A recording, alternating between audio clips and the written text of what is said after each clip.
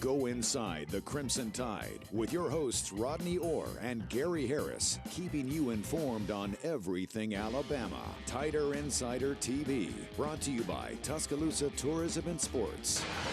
And good evening, everybody, and welcome into another edition of Tider Insider Television. As you heard, brought to you by Don Staley and the good folks at Tuscaloosa Tourism and Sports that provide these great tumblers for us here on the program. Alongside Rodney Orr from TiderInsider.com, I'm WVUA 23 Sports Director Gary Harris. Well, as we expected, Alabama handled Mercer convincingly this past Saturday, Rod, and proved a 2-0 on the season. The Tide, of course, is still number one, but Alabama's performance in the 48-14 victory over the Bears was it was up and down, just to be quite honest with you. It's the first time Mercer had scored against the Tide in 4 meetings. And Alabama made some good plays. You see that block punt there picked up by Jace McClellan for a touchdown. Bryce Young continued, I think, to be the star on the offense, 19 of 27 for 227, 3 touchdowns and no picks. He's the first quarterback in Alabama football history with 7 touchdown passes through his first 2 starts. Brian Robinson had a team-high 70 yards rushing, averaged about 7 yards a carry. A different running back, Jace McClellan, scored 3 touchdowns all in different ways. He ran for a score, he caught a touchdown pass, and he returned that block punt for another touchdown. True freshman JoJo Earle led all receivers for 7 catches for 85 yards. He also got back there and handled some punt returns. He is so explosive. As for the defense, Kool-Aid McKinstry got his first career interception, one of 2 turnovers forced by the defense. Will Anderson has a lower leg injury that he suffered in the game. His status is questionable for the game at Florida on Saturday. So, Rodney, let's start with Alabama and Mercer. The good. What did you see that you liked in the game? Well, I think the good is that they got to play a lot of young players. You had 2 starting corners that didn't have a lot of experience. I mean, obviously, I thought Drew Sanders, another young player stepping in for his first start, did a really good job. You saw him in that video tipping the pass that Kool-Aid got the pick. And both of those young corners, how about that? Marcus Banks got a pick as well. So I thought that was good. Again, I thought the defense played really well for the most part, Gary, until later in the game. Again, a lot of substitutions, a lot of new players. They blew a couple of coverages. But overall, I thought the defense played well. And, you know, again, we talked about this last week. We talked about the key to the game in terms of what Alabama was hoping to achieve. And we mentioned a lot of young players on the offensive side of the ball. Nick Saban wants them to learn to play to the standard.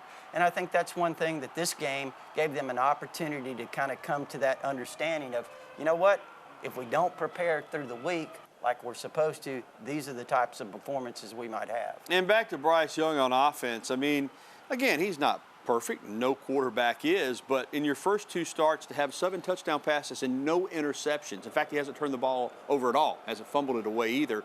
That's what you're looking for from your quarterback, is production minus the big mistakes. And he's had some mistakes, but they've not been the kind that really hurt your football team. Well, again, yeah, I think Bryce is obviously really mature as a player. But he had a great opportunity last year to kind of sit and learn, and I think he's kind of stepped in. He's very calm. He handles the situations very well. You know, and again, I think that we will continue as these receivers, a lot of young receivers now, a lot of new pieces here, and also some of these offensive linemen. I think as they continue to get more experience, Gary, this offense will continue to grow. And also, Brian Robinson has been exactly what we expected. A solid, dependable, veteran running back. He's done a nice job. Jace McClellan, though, provides you a little change-up in that backfield. He can get out of the backfield, catch the ball, got a little more wiggle maybe than Brian does. You see him getting in the end zone right there. So they're kind of developing in a nice little 1-2 punch. And plus, you got Trey Sanders and Roydell Williams as well. Yeah, I think that's a good quartet. I really like Jace McClellan. I've always liked him. I think Brian Robinson's played really well, too. But I think Jace, like you said, gives him a little bit of a different look. He's a guy, especially, too, as a receiver. Gary's dependable, catches the ball extremely well. All right, let's move on. For the first time since 2014, the Alabama Crimson Tide and Florida Gators will face off in the regular season. And this time, it's an SEC championship game rematch. Of course, the Crimson Tide won the SEC title over the Gators last December, beating Florida 52-46 in a wild one in Atlanta. The Tide went on, of course, to win the national championship. But both teams have changed quite a bit since they played in Mercedes-Benz Stadium. Alabama once again enters as the top-ranked team in the country, while Florida is ranked 11th after beating Florida Atlantic and South Florida. The Gators have played 2 quarterbacks with Emory Jones as the starter, but man, it's been Anthony Richardson that's really come in and caught the attention of the Florida fans. Both had played, although Richardson has a hamstring issue. Emory Jones was the guy that Dan Mullen kind of said before the season, he's our guy. We expect him to play well. But Richardson is the guy that has shown the ability to make plays with his arms. He's a big physical, athletic kid. I don't want to use the words quarterback controversy, but there's some quarterback questions on what's going on with the Gators. Yeah, I think they really kind of very similar players, and I think it's where Florida is with those two guys. It's good to have both of them. Emory Jones, a guy that's a very dynamic runner himself. He hasn't been consistent throwing the ball, Gary. He's thrown a couple of, well, he's actually thrown 4 picks in their first 2 games. Yeah. And Richardson, I mean, this guy, you're talking 6'4", 235, can move. He looks like Cam Newton almost. He does a little bit, I mean, look at this throw right here. This is against South Florida last week, touchdown and 75-yarder. He has touchdown runs of 73 and 80 yards in the first 2 games. Now, let me say this too, Gary. You mentioned this is a different teams. Last year, Florida had the #1 passing offense in the country in terms of passing yards per game. This year, they're 96th. So these guys aren't really polished passers, but you have to be careful. Can't get lulled to sleep with their running ability. Watch this. Boom. You can't get lulled to sleep there because they do have the arms to make big plays. So you think that Jones or Richardson presents Alabama with the most problems? Well, look, there you see Emory Jones right there. But to me, Anthony Richardson, he's a difference maker. The question is, and Dan Mullen has pointed this out many times over the last couple of weeks, is Richardson maybe doesn't quite have a grip when you talk about managing the game, you know, getting the line calls, doing the different things that he has to do, adjusting the protections, whatever it is. So those could be some issues that maybe would allow Emory Jones more opportunity to play. And Richardson is dealing with a hamstring. Those can be tricky for athletes. All right, Rod, Alabama's a 15.5 point favorite.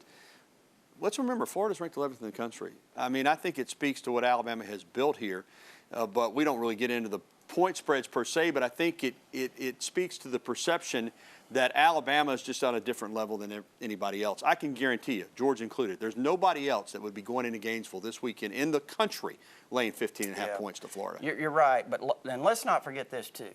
Last year, SEC championship game, Alabama went in that a 17-point favorite. That was a 6-point game. Alabama had to hold on, recover an onside kick to kind of seal it. So, yeah, I expect Florida to be really good. They're a lot different team. Obviously, we talked about those differences in the offenses, Gary. And going on the road, this is Bryce Young. Yeah, he went in that neutral site game. This is a different animal going to the Swamp. And speaking of that, Todd Grantham, the defensive coordinator, he's known for bringing pressure. Bryce Young, as you said, his first start in this type of environment, you can expect Florida to get after him, bring some pressure, and try to force him into some mistakes. We mentioned he really hasn't made any so far, but I think that'll be the game plan. I think they're going to be really aggressive on that side of the ball. That's kind of their MO. Yeah. Well, you know, Gary, that's one thing, too. On TiderInsider.com, we did some keys to the game today. And, you know, one thing is, Alabama's run game could be really valuable here early in the game with Brian Robinson, Jace McClellan, that offensive line. I mean, this offensive line, again, this is an opportunity for them to kind of take a step in a positive direction in Gainesville, but I think they can set the tone with the running game, kind of take some pressure off Jace McClellan, Bryce Young, and, you know, see where it goes from there. Watch linebacker Jeremiah Moon on defense for Florida. 11 tackles. He's a real aggressive guy, hard hitter. He's a guy that makes some plays for them on defense. Well, now it's time for Coach Talk. Alabama head coach Nick Saban was asked about preparing for the multiple looks that Florida has with 2 quarterbacks. He says, you don't prepare for Emory Jones differently, though, than you prepare for Anthony Richardson because both players are threats to run and pass. I don't think you prepare differently. You know, both guys have ability to make plays passing, and they run the same sort of quarterback runs with both guys. You know, when the quarterback can run and they run quarterback runs, it's almost like playing against Wildcats, so they've got an extra blocker. But they also have the ability to make big plays in the passing game, which they've made. Florida coach Dan Mullen hopes to have the option of playing both quarterbacks against Alabama. As we mentioned in last week's win over USF, Anthony Richardson, number 15, appeared to come up a little bit lame at the end of an 80-yard touchdown run on Monday. Coach Mullen said that he expects Richardson to practice this week. It's supposedly, reportedly a hamstring, and they'll have to kind of monitor him and see if he's ready to go on Saturday. But you bet if he can go, he will for the Gators against the Tide. Well, still to come on Tider Insider Television. Mac Jones and several other former Alabama stars were in action for NFL's opening weekend. Stick around to find out how Mac, Tua, Jalen, they all did. Plus, coming up, Alabama soccer shows us there's nothing better than wrapping up the weekend the right way. We'll have those details coming up, and we'll be getting your phone calls, emails, and tweets. As always, the phone number 205-348-WVUA. That's 348-9882. Go ahead and call in now. You can email us at the address on your screen, or you can tweet at us. Use the hashtag TITV. We'll be right back with the only show that takes you inside the Crimson Tide, Tider Insider TV.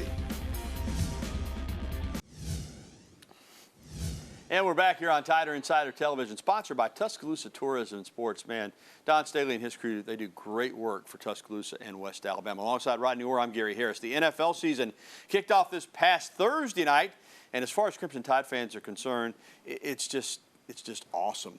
You know, week one was highlighted by a built-by-Bama quarterback duel in Foxborough. Tua Tagovailoa and Mac Jones faced off on Sunday as the Dolphins took on the Patriots in one heck of a game. There's Tua running one in early. Mac Jones had a great debut as he completed 29 of 39 for 281 and a touchdown, no picks, while Tua completed 16 of 27 for a touchdown, and also that touchdown run had one pick. In addition to Mac Jones making his debut, we saw Jalen Waddle for the Dolphins, 61 yards in receptions in his first career touchdown. We saw Damian Harris go for 100 yards. Unfortunately for Damian, it was his fumble at the end of the game that kind of sealed the deal. The Dolphins got the win 17-16, but both of those QBs, there's Waddle right there on the touchdown reception, so quick.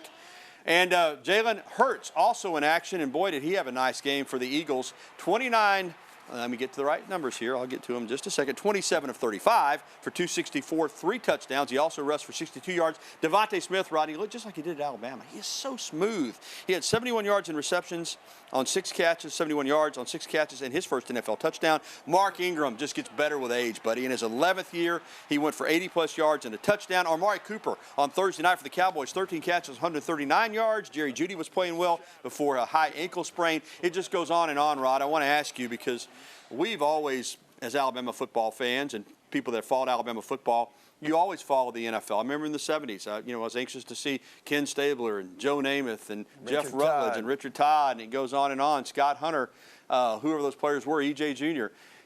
But it's never been like this. I mean, there's always been guys, when Sean Alexander was starting for the Seahawks, but now, no matter what game you turn on, last night on Monday Night Football, the Ravens and the Raiders, there were guys everywhere. It's so much fun for Bama fans now to watch the NFL. Probably fun anyway, but it's just Alabama players everywhere. It was amazing. Yeah, last night watching that game, Averett has the interception, Marlon Humphrey. 9 tackles. Yeah. Jacobs 2 touchdowns. Yeah, Jacobs. You had Kenyon Drake, Alex Leatherwood.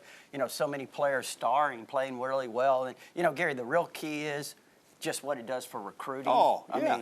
It's a recruiting pitch. When these guys watch, these prospects watching these games, and it's like everybody's from Alabama. Yeah, and more former Bama players in the NFL than any other college or university in the country. Like Rodney says, listen, they want to play well for Alabama, but these guys that are top prospects, they want to get to the NFL, and nobody produces more NFL players right now than the University of Alabama. And not just players, but great players, star players, Pro Bowlers, MVP candidates. It's really nice running. Now, those 3 starting quarterbacks, Rodney, which had been the one knock against Nick Saban, you can't knock him there anymore.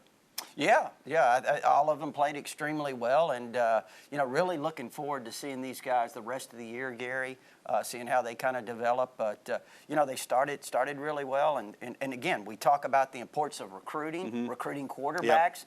Yep. These kids see this. Yep. So again, I think it was certainly a plus. Yeah, they want to get to the league. All right, moving on. Alabama soccer bounced back from an overtime loss to 6th-ranked TCU by blanking UAB this past Sunday. The Crimson Tide got 2 goals that came less than a minute apart. Tana Sanchez-Coretta scored in the 61st minute, and Ashlyn Saripica got her goal in the 62nd minute as Alabama beat UAB 2-0. Alabama opens SEC play this week. The Crimson Tide play Ole Miss on Thursday night. Well, still to come, much more here on TITV. We're going to keep it going, and we're going to get to your phone calls and emails and tweets. Right there, the information on the screen. Again, the phone number 205-348-9882, or you can email us, or you can tweet at us as well. We want to hear from you. Tider Insider Nation, next, right here on the program. The 49ers are signing veteran cornerback Drake Kirkpatrick out of Alabama. He spent last season with the Cardinals, had 3 interceptions and 7 pass breakups in 14 games. Most of his career, 8 seasons, in fact, were spent with the Bengals, who drafted him 16th overall in the first round of the 2012 NFL Draft. And the Tampa Bay Bucks have signed another former Tide player, long snapper Carson Tinker is going to get a shot after the Bucks long snapper got hurt. He'll be in action on Sunday when Tampa Bay hosts Atlanta. That'll be his first NFL game in nearly 3 years, since October of 2018. All right, welcome back into Tider Insider TV with Rodney Orr. I'm Gary Harris. Let's head out on the phone lines and welcome in our good pal Sammy from up there in Walker County. What's up, Sammy? Hey, Gary and Rodney. Thanks, guys. Yeah, Y'all doing a great job. Y'all doing a great job. Thank you. The question, Gary and Rodney, was, y'all think JoJo Earl will slide down to number 1 punt returner now? What's y'all's take on that? All right, Sammy. Well, certainly he got in the game, and you know, Slade Bolden is so dependable, and I wouldn't be surprised if you see both of them continue maybe to alternate some. At some point this season, could JoJo Earl be the number 1 guy or the main guy? Yeah, I think that's a possibility, but it wouldn't shock me if you saw, you know, especially in Gainesville, in that atmosphere, it's going to be loud, it's going to be intimidating. Wouldn't shock me to see Bolden back there initially, just because of his experience. I fully expect that Bolden to be back there early. You know, he may take all the punts in this one, Sammy, don't know, but JoJo Earl certainly has a promising future. Very, very, very dynamic with the ball in his hands. Yes, he is. Alabama continues to find these just dynamic playmakers, and he's another one. All right, let's get to an email question, and we've got a phone line open, by the way, to 205-348-9882. This is from Terry in Northport. Will Chris Allen be back this season? You know, Terry, it's a good question, because I don't want to assume that he will. And I know this, you know, Nick Saban certainly, when he talked about his injury, didn't want to get anybody's expectations or hopes up. But we see these guys coming back with the medical technology faster and sooner than they used to. So I have no idea, but I wouldn't rule it out. Sometimes these guys rehab a lot faster than you think they will. And I guarantee you this, knowing a little bit about Chris Allen, I bet you he's working to try to get back. Well, you know, last year we felt like Jalen Waddle, there wasn't a chance he would be back. He made it back, played in the national championship game. You know, again, this is a different situation, certainly a different injury. I understand that this recovery is generally a little longer than what that one was with Jalen Waddle. So my guess would be it would be a long shot, but like you said, you never rule it out. Yeah, I know he'll be working to try to get back if he can. Boy, he was set to have such a big year. He was quarter and a half against Miami. I thought he was nothing against Will Anderson or anybody else on toe-to-toe or any of Christian Harris. I thought he was the most dominant player on the field for that time that he was in there on defense. I agree. He was phenomenal. All right, let's take a break. Still to come on TITV. Alabama volleyball in action this past weekend at the Bobcat Invitational. We'll let you know how the Tide did. And more of your phone calls, emails, and tweets. In fact, give us a ring right now. We'll get you through at 205-348-9882. There is the email address on your screen. We'd love to hear from you tonight here on this edition of TITV. We'll return right after this. After a couple of losses last week at the Bobcat Invitational, Alabama volleyball hopes to come back and win it all this weekend at its own Bama Bash Invitational. Crimson Tide will face the University of Houston, West Carolina, and Tennessee Tech University. The two-day tournament will begin at Friday at 6 p.m. at Foster Auditorium against Houston and will air on the SEC Network Plus. All right, welcome back into TITV with Rodney Orr. I'm Gary Harris. Let's get back to the phone lines. Our pal Rick is with us this evening. Hey, Rick. Hey, fellas, how y'all doing this evening? Appreciate well. you taking my call. Yes, sir. I couldn't get in last week. I'd like to make a comment about Keith McCants. There was an Auburn game one year when the Auburn wide receiver, I think it was number 14, Shane Wasden, caught a pass over the middle, and everybody in the house thought he was going to the house. And a small house by the name of Keith McCants, wearing number 86, ran him down, and I mean, closed fast. He had to be one of the most dynamic physical specimens I have ever had the pleasure of watching play. See what y'all have to say. Thanks for taking my call. Remember it well. I was there in 1989, first Iron Bowl ever at Jordan-Hare Stadium, and Shane Wasden, who was a speedy little slot receiver, caught the ball across the middle. As Rick he described it well. He was in the open field, and all of a sudden this 86, about 6'3" or 4", 260 pounds, was a blur and ran him down from behind. Keith McCants was a dynamic player, a very dynamic player. Unfortunately, he had some injuries when he got to the NFL. He already had bad knees. That just happens to football players sometimes, but he played through it. And, had a situation where he got on some painkillers. I'm going to miss him. I got to know him really well, Rodney. Had him on my radio show a number of times. Had him on Crimson Tide Kickoff.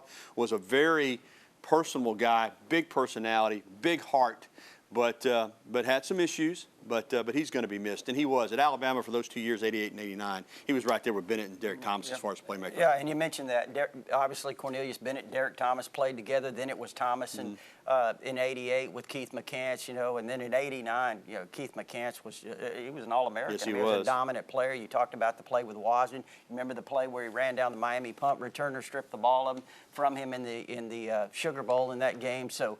Again, you're right, Gary. I mean, he's one of the elite players that's ever played here. He is indeed. He'll be missed. All right, we'll come back. It's prediction time for Alabama and Florida. Stay with us. Our picks right after this.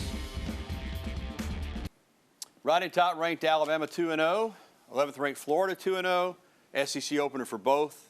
Saturday in Gainesville in the Swamp. Going to be a tough environment for the Crimson Tide as they go on the road. Yeah, you hit it on the head, Gary. Tough environment. I mean, when you're talking about a lot of young players, you're talking about a quarterback making his first SEC road trip down in Gainesville, the Swamp. They're going to be loaded with rabid Gator fans. But you know what? I think Bryce Young's a really mature kid. He's beyond his years in that regard. And I think the Alabama defense is going to be plenty in terms of handling this Gator rushing attack that's number 2 in the country right now, averaging 381 yards a game. With that said, Gary, I think Alabama 35-24. All right, Rod. I think Alabama's going to win the football game. I'm not worried about whether it's a 15-point line, 16-point line, any of that. I think people that are saying it's going to be a blowout and over at halftime, that's just what you come to expect from Alabama. This is going to be a tough game, folks. I mean, they're going to be ready. They're going to be hyped. I've been down there. It's going to be rabid. Alabama's going to win the football game, but they're going to have to work to win it. I still like the Tide by 2 touchdowns, 31-17, but I do think it is going to be a learning opportunity for a lot of these young players for Alabama. All right, that's going to do it for the show. If you missed it or you want to catch it a replay, we'll have it tonight at 10:30. Also, you can find it anytime at WVUA23.com. For Rodney Orr, I'm Gary Harris. Thanks for watching. We'll be back again next week with another edition of Tider Insider TV.